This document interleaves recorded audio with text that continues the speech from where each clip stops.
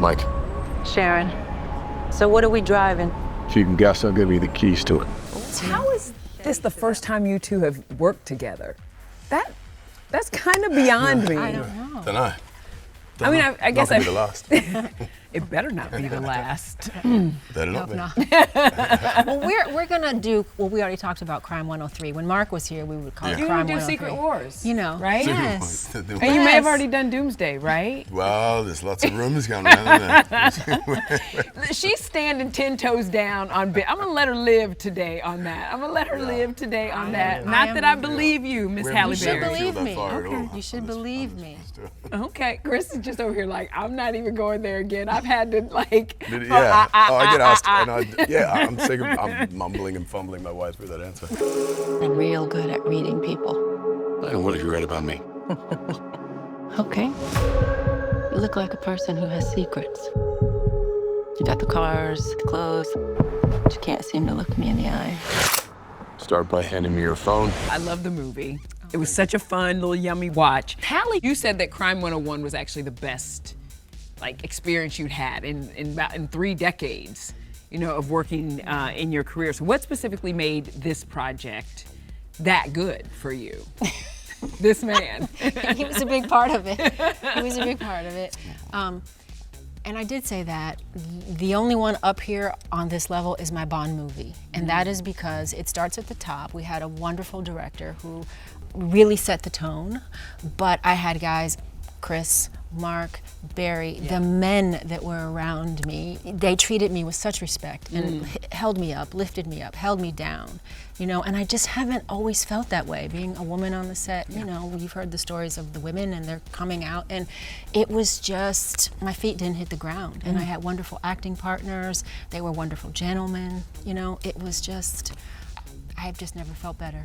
How do you feel hearing that? I mean, that goodness, that kind of made my heart go pitter-patter. And both kind of, Mark said this the other day, it's both beautiful and thank you, and then sad that it's not the norm, I mean, we all were terrified to work with Halle. She was a goddess, and we came in and we're nervous, and Mark and I both, talk about forgetting a line and being flustered.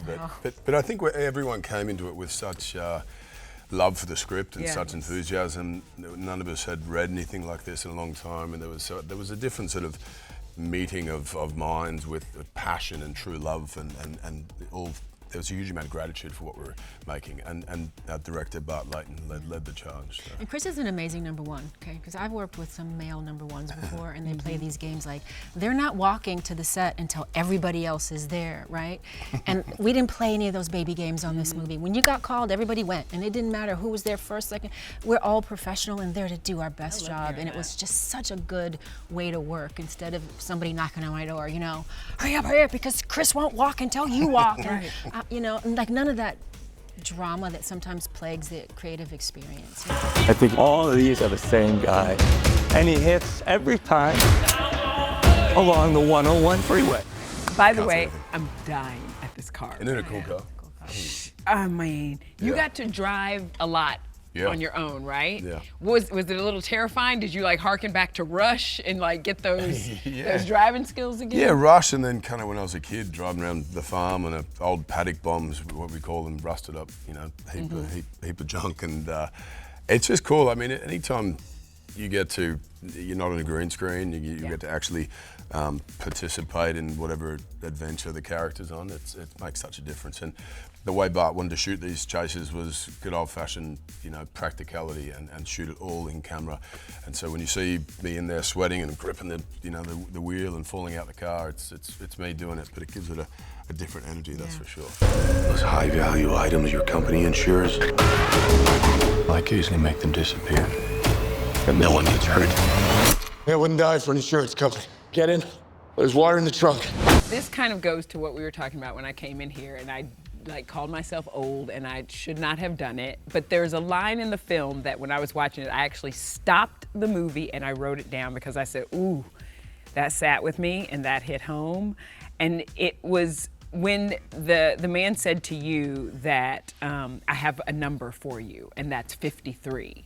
And I have to tell you, they ain't buying 53. And I was sitting there I almost started shaking because I was like, Ooh. And I know it's a movie, but it actually, I don't know if it sat with you because I'll be 51 in 2 days, and I don't, you think you hear that and like, in some ways they're telling the truth, but in other ways, how do we fight that as women of a certain age? Because it's not true. Okay. It's not true. That's how we fight it. We know better. I'm going to be 60 this year, and it is not true. Well, favor it is ain't not fair true. with you either. No, but it's not true. That's just a number that got assigned to us at birth. We are what we think we are, what we feel we are. Do you know what I mean? And how dare people put a number on us that would define who we are, or what we can do, or what we can accomplish, or how dare you tell me when I'm done and when I should be finished? You don't get to decide that. Does Halle Berry have to combat that, though? Do you have that, like, in this industry? Like, well, she's 60, or she's going to be 60, so we have to give her these type of roles, or... Oh, yes. I've had to be now old and black and a woman.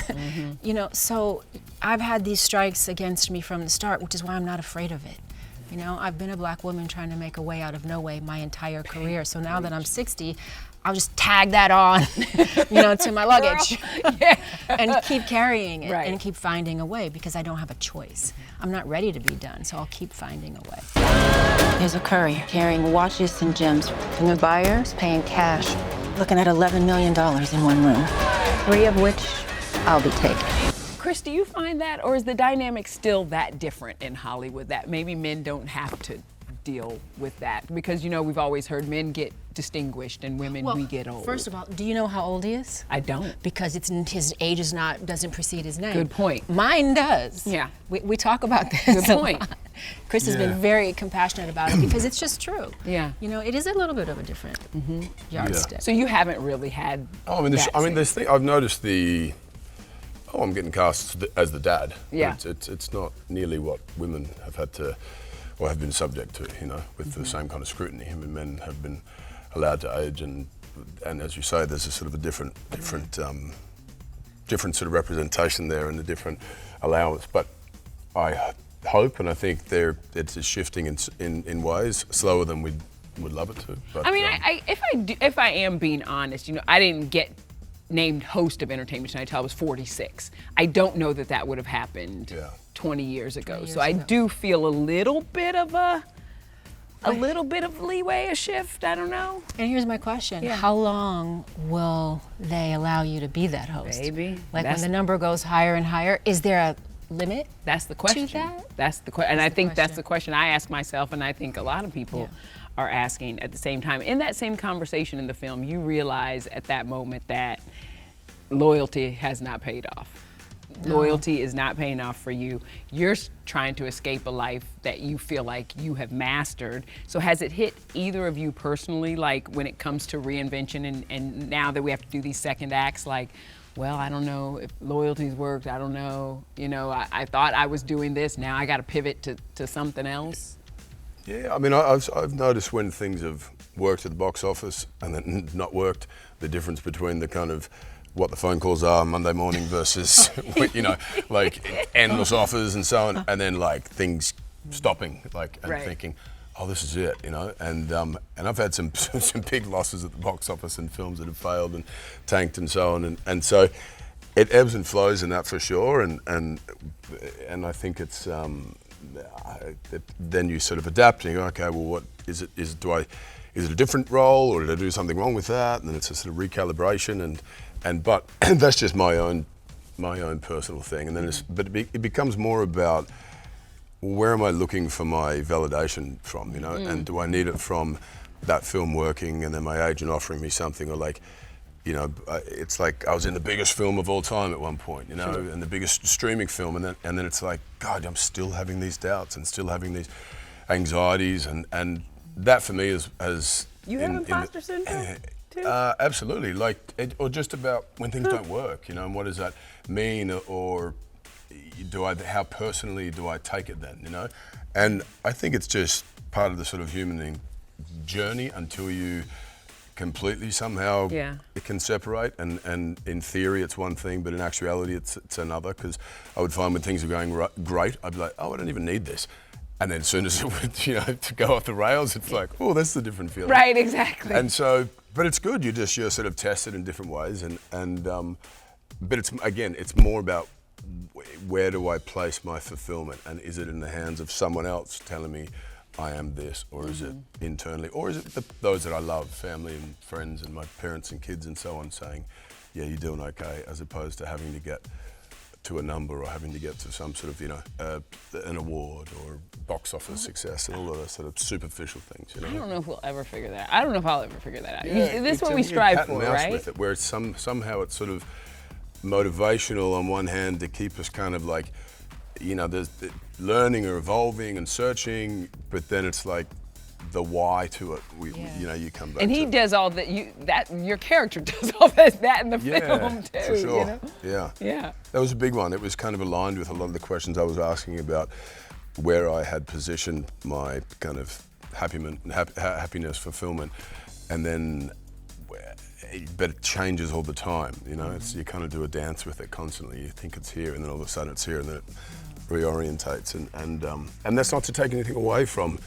It's great if your film is a success or you have an award, but do you put all your eggs in that basket, or?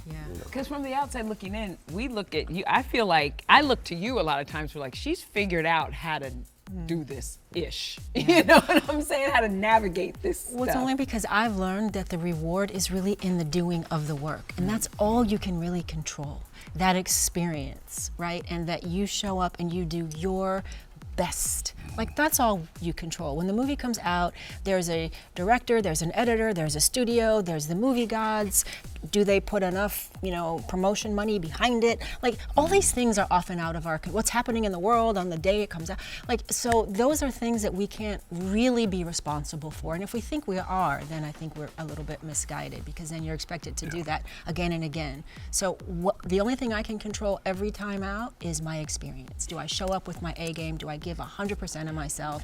And if I've done that, then I feel like, okay, I feel good. And what happens, and you can't take the successes too seriously, and you can't take the failures too seriously. There's some confusion that he asked to marry me, and I said no. But that is not... No, that's not the case. I did not say no. We just don't have a date. But of course I said yes, I would marry. All right, good. Can you preach to women our age, my age, who are still out here searching for that love? Because congratulations on the engagement. Fourth is the new charm. Listen, help a sister out over here. But first of all, how did it happen? Were you freaked out, or did you think, yeah, it's coming at some point? No, I kind of thought I was done. I really did. Really? I thought, I'm done, I've had enough. And I was just really, I'd resigned myself to just raise my children and have my career. And just accept that this wasn't the thing that I wanted more than anything, just wasn't for me in this life. And that's okay. That was okay. But the minute I did that, well, not the minute, I was alone 4 years, celibate and single, and did a lot of soul searching and work on myself, and I realized that I had to have what I had to have, or I would never have it again. And the bar got really high, and I got very picky, and it took a long time, but when it showed up, it was exactly what I wanted and what I needed, and it was just like, okay, thank you, universe. And he's here, and I found him at 54. Who would think I would do that? So. There's hope. There is hope. There's hope. There is hope. There's hope I can find my man. But if you don't, it's fine too. And I did have to sit with myself recently and try to figure out, what does happiness look like if this doesn't happen? Yes. And I did that, and that was like step one. And for me, it was only accepting that I was okay alone before it would come. But you have to really mean it, not just say, oh, I'm okay alone. No, you gotta really know, I'm good alone. And if it, and you know what? That's the only way for me it came. I had to really mean that, not just. And it took me 4 years to really mean it. I just did. You're about to break every rule you've ever lived by. What makes this job different? There comes a moment when you realize you don't have as much time as you thought you had.